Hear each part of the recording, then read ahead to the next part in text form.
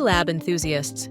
In lab environments, safety and air quality are critical, and that's where ACH, or air changes per hour, comes into play.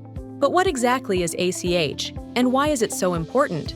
ACH refers to the number of times the air in a room is completely replaced within 1 hour. In a laboratory, where hazardous chemicals and particles can accumulate, maintaining proper ACH levels ensures that contaminants are continuously removed. For most labs, the recommended ACH rate ranges from 8 to 10 air changes per hour, depending on the type of work being done. This ensures that the air is regularly replenished with clean, fresh air, while removing hazardous fumes and particles. ACH is not just about airflow. It's about maintaining a balance between safety, energy efficiency, and comfort. In high-risk labs, such as those dealing with volatile chemicals, a higher ACH rate is required to prevent the buildup of dangerous contaminants.